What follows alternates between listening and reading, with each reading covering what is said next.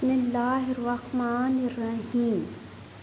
अस्सलाम वालेकुम my dear students and welcome to ASF e-learning program. This is lecture 3rd, subject math, class 5 and presented by Miss Amna.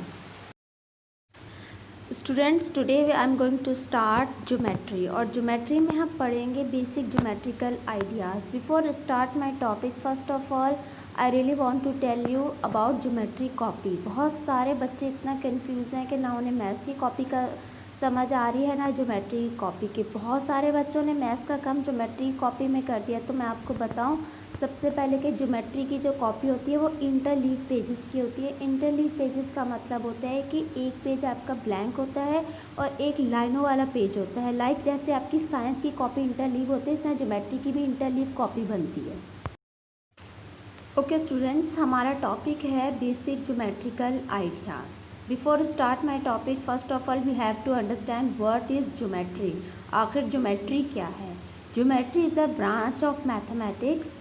Geometry mathematics की एक branch है dealing with figures, points and line, जिनमें हम diagrams, figures का मतलब है diagrams, points and lines के बारे में और इनके रिलेशनशिप के बारे में पढ़ते हैं।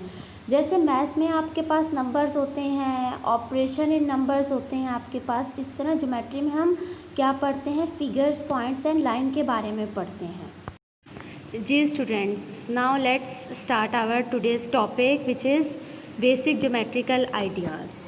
बेसिक ज्योमेट्रिकल आइडियाज़ में इस चैप्टर में सबसे पहली हेडिंग, सबसे पहला कॉन्सेप्ट हमारे पास क्या आता है? पॉइंट का आता है। पॉइंट क्या होता है? A point indicates a position. Points किसी की भी पोजीशन को इंडिकेट करता है। इट हैज़ नो लेंथ, इसकी कोई लंबाई नहीं होती। ब्रेथ, ब्रेथ का मतलब होता है चौड़ाई, और थिकनेस, थिकनेस का मतलब है मोटाई। इसका मतलब है कि इसकी कोई डायमेंशन नहीं होती, इसका कोई साइज़ नहीं होता। जस्ट बहुत आसान लफ्ज़ों में पॉइंट क्या होता है? हमारे पास एक डॉट होता है। आप ज़रा इसकी डायग्राम देखें, मैंने एक डॉट डाला हुआ है और उसको कैपिटल लेटर से शो किया हुआ है। हम हमेशा पॉइंट्स को कैपिटल लेटर से शो करते हैं। और इसकी एग्जांपल्स क्या होगी? इसकी एग्जांपल्स होगी जैसे आप पेंसिल, पेन या मार्कर की बिल्कुल निप से आप एक डॉट डालते हैं, वो इसकी क्या है? एग्जाम्पल है। सेकंड आपके पास क्या है? लाइन। लाइन क्या होता है? A line has no end point. Line का कोई एंड पॉइंट नहीं होता, ये एक एंडलेस पाथ होता है। इट एक्सटेंड, ये बढ़ता जाता है indefinitely in both direction.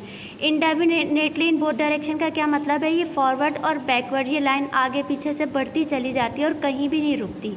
A line is denoted by A B, और हम लाइन को डिनोट करते हैं ए बी से। और आप देखें ए बी के ऊपर एक लाइन डाली है जिसके आगे पीछे दो एरो हेड्स हैं और नीचे इसकी डायग्राम बनी है ए बी, और लास्ट में और स्टार्टिंग में दोनों जगह पे मैंने एरो हेड्स डाले हैं। एरो हेड्स का क्या मतलब होता है? एरो हेड्स शो करते हैं कि ये कहीं भी ये लाइन नहीं रुकेगी, ये चलती जा रही है, ये एक एंडलेस पाथ है, इसने कहीं भी स्टॉप नहीं होना। अच्छा, नेक्स्ट टॉपिक हमारे पास क्या आ जाता है स्टूडेंट्स? थर्ड वन हमारे पास है लाइन सेगमेंट। लाइन सेगमेंट क्या होता है? A line segment is a part of a line. Line segment क्या होता है? लाइन का एक हिस्सा होता है। It has two end points. A line segment is denoted by A B, और ए बी के ऊपर एक लाइन है। बेसिकली लाइन सेगमेंट लाइन का एक हिस्सा होता है और इसके टू एंड्स पॉइंट होते हैं। याद रखिएगा, लाइन का कोई एंड पॉइंट नहीं होता, जबकि लाइन सेगमेंट के टू एंड्स पॉइंट होते हैं। और लाइन सेगमेंट को किससे डिनोट किया? ए बी, और ए बी के ऊपर हम लाइन लगाते थे। यहाँ पे हम एरो हेड्स नहीं लगाते इनके स्टार्टिंग में और एंड में, क्योंकि एरो हेड तो लाइन को शो करते हैं और एरो हेड का मतलब होता है ये लाइन चलती जा रही है। यहाँ पे हम दो डॉट डाल देते हैं लाइन सेगमेंट पे, because we have ending and starting point. हमारे पास दोनों एंड पॉइंट्स मौजूद होते हैं, इसे कहते हैं लाइन सेगमेंट। फोर्थ वन हमारे पास क्या आ रही है? Ray. A ray is a part of a line that extends indefinitely in one direction from a point on a line. अब रे हमारे पास क्या होता है? रे भी लाइन का एक हिस्सा है डेट एक्सटेंड, जो बढ़ती जा रही है इनडेफिनेटली इन वन डायरेक्शन में। ये सिर्फ और सिर्फ वन डायरेक्शन में बढ़ती है, बोथ डायरेक्शन में नहीं बढ़ती। जैसे हमारे पास लाइन होती है वो बोथ डायरेक्शन में बढ़ती है, लेकिन रे जो है ये सिर्फ एक ही डायरेक्शन में बढ़ती ही चली जाती है।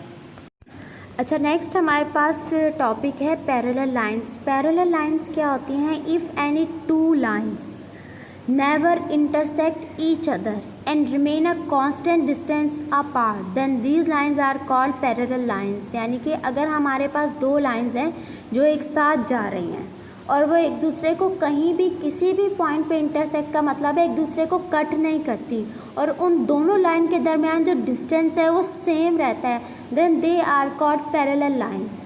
आपने इसकी बेस्ट एग्जांपल, आपने रेलवे ट्रैक देखा, आपने रेलवे ट्रैक बिल्कुल एक सेम चलता जा रहा है और उसमें दोनों लाइंस के दरमियान जो डिस्टेंस होता है वो सेम होता है और वो चलती ही जाती हैं, वो कहीं भी एक दूसरे को इंटरसेक्ट नहीं कर रही होती। Then this is the best example of parallel lines. Okay students, next topic हमारे पास आता है परपेंडिकुलर लाइंस। परपेंडिकुलर लाइंस क्या होती हैं? A perpendicular line is a line that an angle of 90 degree to a horizontal line और surface. इसका क्या मतलब है, मैं आपको इसको डायग्राम की मदद से समझाती हूँ। लाइक ए, मैंने नीचे डायग्राम है ए बी बनाई है और ये आपके पास क्या है, लाइन है, क्योंकि इसके दोनों तरफ एरो हेड्स हैं। इसका क्या मतलब है, ये फॉरवर्ड और बैकवर्ड बढ़ती जा रही है। इसके ऊपर मैंने एक स्ट्रेट लाइन ड्रॉ की है जिसको मैंने नाम दिया है ओ सी। ये जो स्ट्रेट लाइन ड्रॉ हुई है ये बना रही है 90 डिग्री का एंगल। याद रखिएगा, हमारे पास जो 90 डिग्री का एंगल होता है वो हमारे पास क्या होता है, एल शेप का होता है। तो ये आपके पास ओ सी जो है, this is called perpendicular line. अच्छा स्टूडेंट्स, नेक्स्ट टॉपिक हमारे पास है एंगल एंड इट्स टाइप। तो पहले हम समझते हैं एंगल क्या होता है। Angle is made when two lines meet at a common end point. जब दो लाइनें मिलती हैं एक कॉमन एंड पॉइंट पर तो एंगल फॉर्म होता है।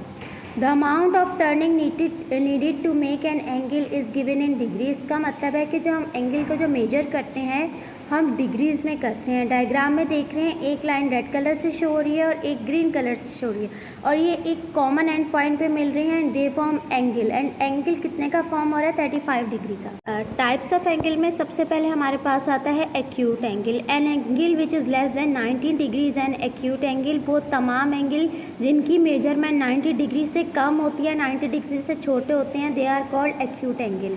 आप ये डायग्राम्स में देख सकते हैं। सेकंड हमारे पास आता है right angle. An angle that measure exactly 90 degree is called right angle. और याद रखिएगा 90 डिग्री का एंगल बिल्कुल स्ट्रेट लाइन होती है और एल शेप का होता है। थर्ड हमारे पास आ जाता है ऑब्ट्यूज एंगल। ऑब्ट्यूज एंगल क्या होता है, an angle which is more than 90 degree but less than 180 degree is called obtuse angle. यानी कि वो तमाम एंगल जिनकी मेजरमेंट 90 डिग्री से अबव है लेकिन 180 डिग्री से कम है, they are called obtuse angle. अच्छा, अब नेक्स्ट टॉपिक हमारे पास आता है स्ट्रेट एंगल। स्ट्रेट एंगल क्या होता है, an angle that measure exactly 180 degree is called straight angle. यानी कि ऐसा एंगल जिसकी मेजरमेंट एग्जैक्टली 180 डिग्री होती है वो हमारे पास स्ट्रेट एंगल कहलाता है। In the above diagram you can clearly see, आपके पास यहाँ पे 180 डिग्री की बिल्कुल स्ट्रेट लाइन बन रही है। अच्छा, नेक्स्ट हमारे पास आता है student reflex angle. Reflex angle क्या होता है, an angle that measures more than 180 degree but less than 360 degree is called reflex angle. यानी कि ऐसे एंगल जिनकी मेजरमेंट 180 से अबव होती है बट लेस देन छोटे होते हैं 360 डिग्री से, इज कॉल्ड रिफ्लेक्स एंगल। अच्छा जी स्टूडेंट, नेक्स्ट टॉपिक हमारे पास आ रहा है कंप्लीट एंगल। कंप्लीट एंगल क्या होता है, a complete angle is an angle of one complete turn which is 360 degree. इसका मतलब है जब आपके पास मेजरमेंट किसी भी एंगल की 360 डिग्री आती है तो उसे हम क्या कहते हैं, कंप्लीट एंगल कहते हैं उसे हम। और लास्ट टॉपिक स्टूडेंट्स हमारे पास क्या आता है इसका, ज़ीरो एंगल। ज़ीरो एंगल क्या होता है, an angle with a measure of 0 degree is called a zero angle. यानी कि वो एंगल जिनकी मेजरमेंट 0 डिग्री होती है, they are called zero angle. Okay student, this is the end of the chapter. I hope you understand very well. If you have any query, any question, आप मुझसे contact कर सकते हैं, मुझसे पूछ सकते हैं। Thank you very much and अल्लाह हाफिज़।